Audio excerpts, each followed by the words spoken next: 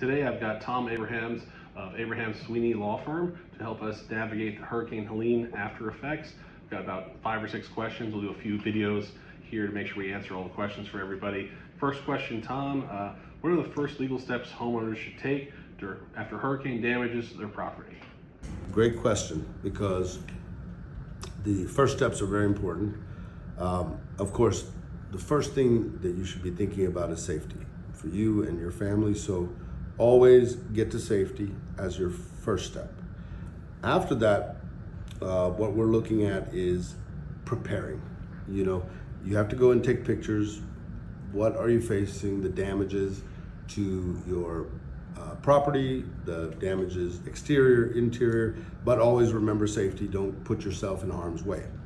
The next part is communicating with your insurance company. And remember, you may have 2 insurance companies. One is your property insurance and one is your flood insurance. So you need to contact both, because depending on what happened to the property, they're going to vary on what they cover. Okay.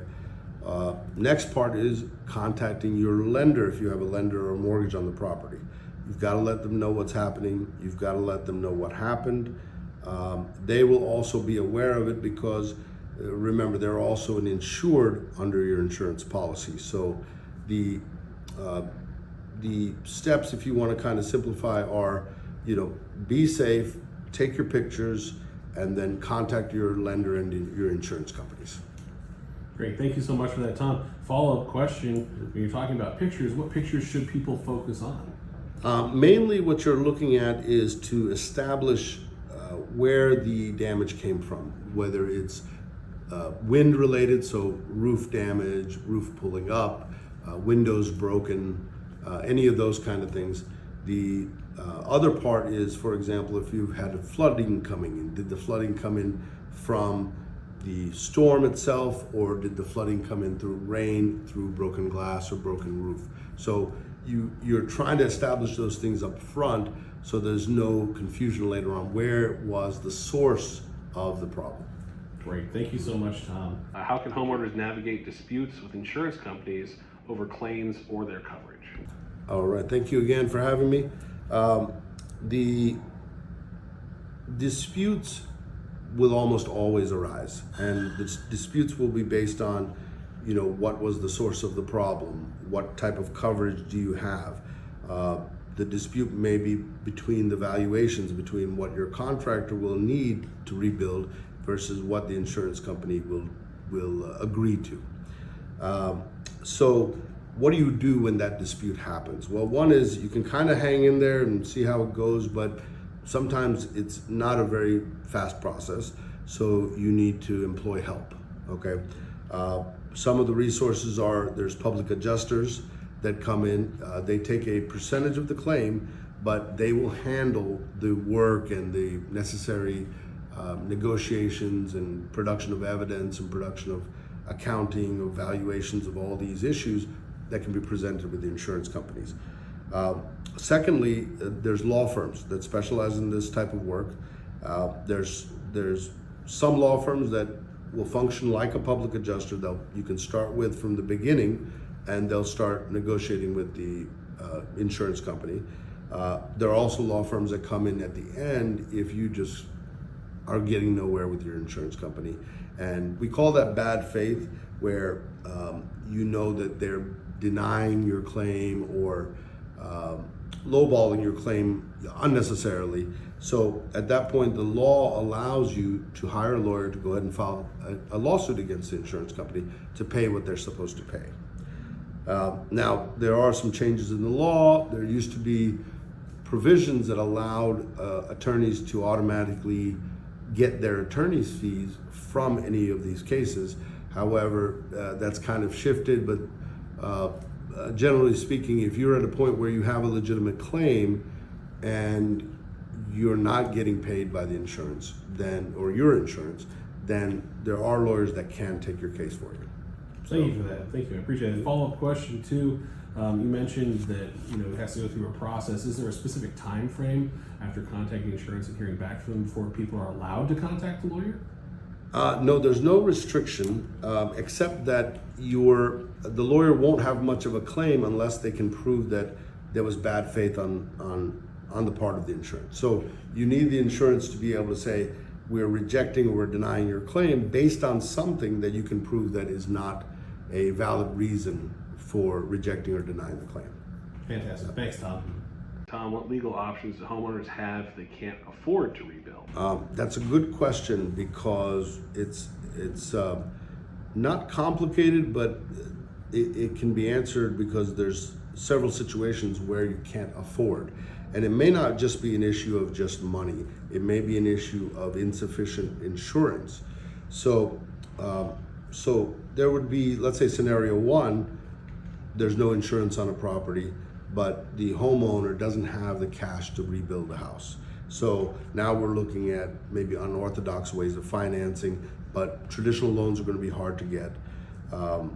The second scenario is in which you have insurance, but the insurance is not willing to pay what you need to rebuild, or you don't have enough insurance, meaning you're underinsured. So your property is going to cost $400,000 to rebuild, but your coverage is only $300,000.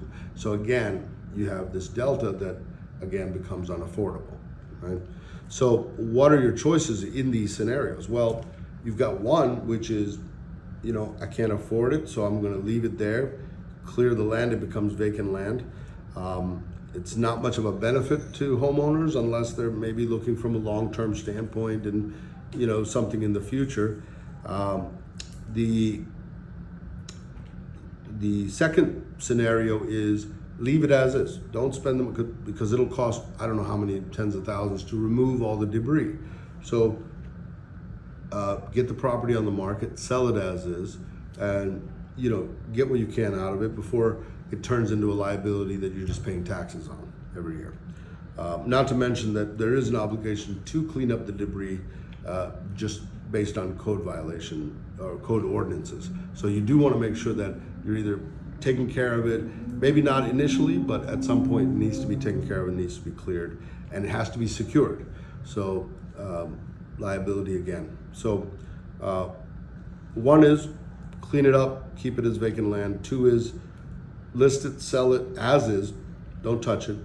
One of the more common problems is you run into this affordability issue, but the loan you have on the property exceeds the amount of money you're going to get from the insurance. So what do you do there? Because you're not going to get enough money from insurance to pay your debt. You can't reside in the property, so you're stuck. Well, now we're going back 15 years here to a scenario called a short sale, in which basically you have to negotiate with your bank to sell the property as is, whatever we can get for it, and the lender has to take whatever the market will bring, and they agree to take that. They release the homeowner, no further deficiencies, no further liabilities, and everybody walks away debt-free. So that's basically the three. So it's, sell as is, sell as a short sale if you've got too much debt on it, and then third option is hold it, but maintain it. Okay. Thank you for that, Tom. Yep. One more follow-up question regarding that. So short sale sounds like a scary word to most people. Should they be afraid of that process? No, a short sale, I can explain it because I was doing what we call short sale before it was called short sale. And what that was is where I would call a bank and say, look, my client owes you X. I can't get that much out of it because of damage or this what happened or whatever reasons that the value of the home has gone down. Well, the banks used to just simply do a very quick analysis and look at it and go, okay, fine, let's settle it and you're done in a day. That's how it used to be. Once the recession started in 2008 recession, the volume of these became so large that they had to kind of systemize the whole thing, where now we got a name for it. It's a process, but it's not that it's a difficult process. It's just a lengthy process. So you have to take time, meaning the lender wants to send somebody here to look at the property, make sure that what we're telling them is truthful, right? So they can come see it, they can verify everything, and then it's a matter of valuation. How much is the property worth as is, with the damage, etc. So once we can determine a value to the property and we can get the lender to agree to that value, the second part is now we got the property done. The second part is saying, well, you as the borrower, do you have enough money and enough income to not only keep paying this mortgage to a house that you can't live in, plus another house that you have to go rent or buy?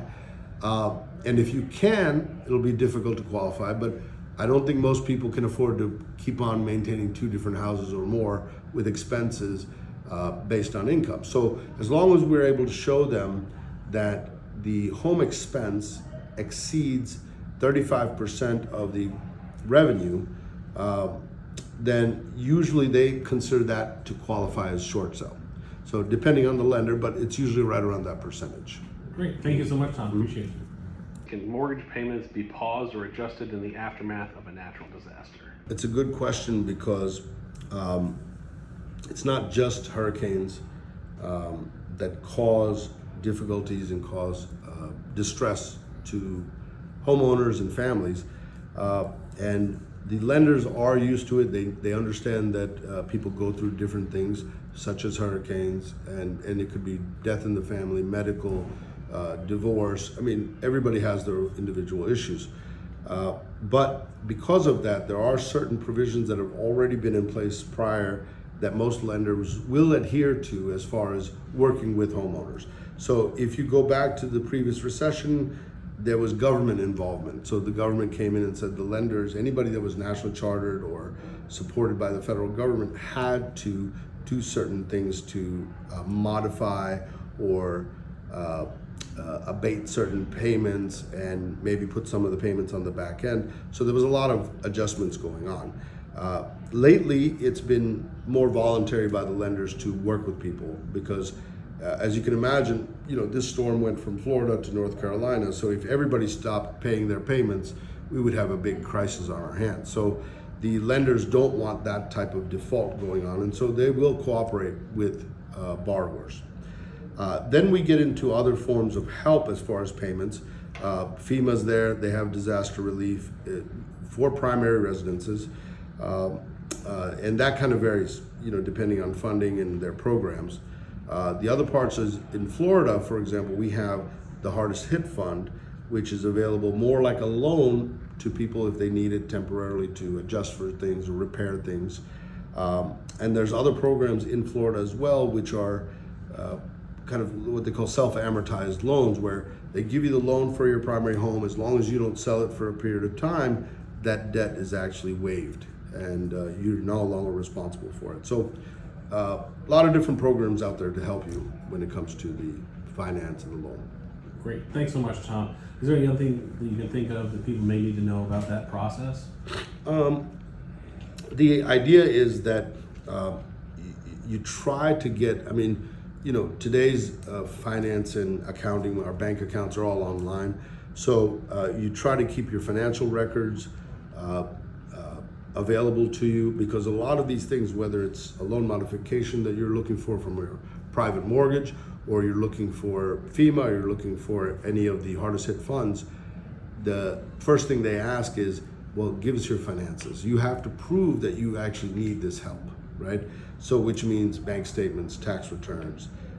They'll ask you to explain what hardship did you face. Of course, we're here talking about the hurricane, but how did the hurricane affect you? Well, if it displaced you, that's a hardship, right? If you can't go to work because that's a hardship. If you've essentially, can't live in the property and you're having to pay, at a hotel or living with family or whatever is going on, these are all hardships that people face. So it's a matter of proving your hardship. So it's a matter of getting all your finances and all your paperwork together and making sure you have access to it to apply for all these things. Tom, what are some of the potential pitfalls people could run into post-hurricane?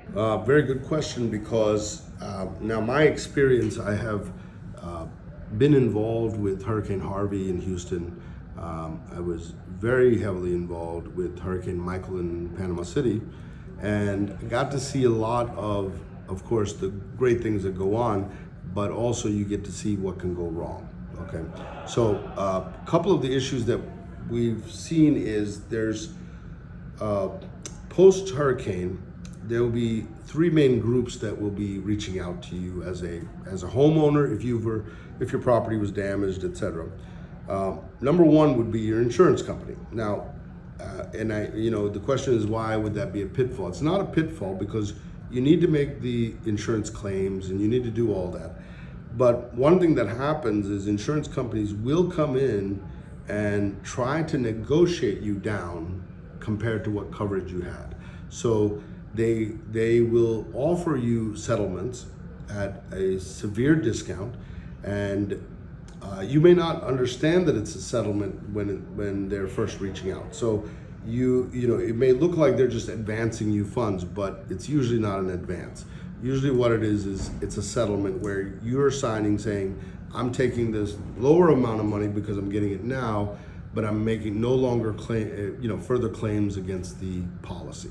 Okay, so very important that you have somebody that you can trust, that you can rely on, that you could send these documents to have them reviewed so you understand what it is. So could you reach out to your insurance agent? Absolutely. A lot of times the agent will at least be able to explain what the document means. And so the idea is you should know what you're getting into when you're signing, okay? The second group that you'll be approached by are contractors. Contractors for what? Emergency repairs, roof repairs, damage, mold, remediation. Then you've got contractors that can come back and rebuild your house. So generally speaking, majority of the people are out there to do good. They're for-profit companies. So for example, they want to make money, but at the same time, they're going to do what they say they're going to do. There are groups that do kind of approach you, and we've seen them in several scenarios where they come in, they take deposits, and then you never hear from them again. Although it's such a small percentage, you just don't want to be the one that's the victim of it. So how do you avoid that? Step number one, always you get a document, something to sign, whether it's electronic signing, whether it's paper signing. Do not sign, say I need to sleep on it. And this also go back to your same with your insurance company. You get something, no, I need to sleep on it. Take it to somebody, have somebody else look at it. Now, when it comes to contractors, you can go to the website that tells you if they're licensed in the state of Florida.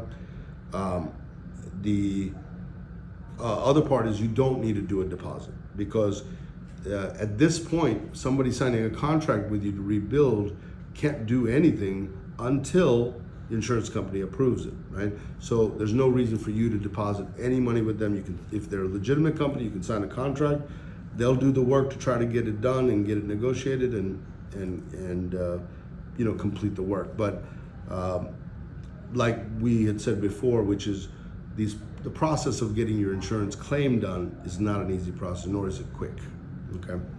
The third group that does approach you is I'll buy your house, cash, I'll buy as is, I'll buy today, I'll buy tomorrow. So a lot of cash buyers will come in because they're looking at it as they may be able to get a discount, they can rebuild it and sell it for more and make a margin eventually, okay? Again, follow the same rule.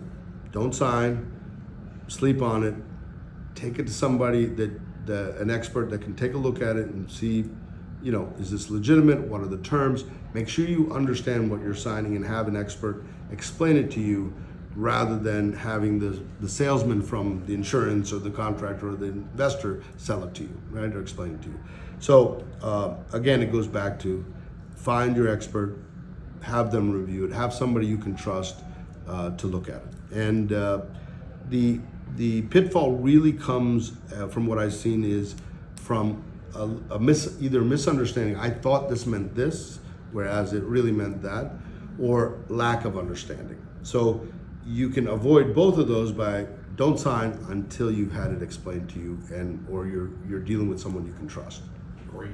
Thanks so much, Tom. So in summation, you would recommend that people generally delay before they decide, huh? There you go. That's the right terms. Yep. Perfect. Thanks, Tom. Got it. That was Tom Abram with Sweeney here in Tampa, Florida, trying to help you get through the disaster of Hurricane Helene as clean and free and clear as possible. Comment on this video or DM me if you want contact information, Tom or myself, or any additional resources.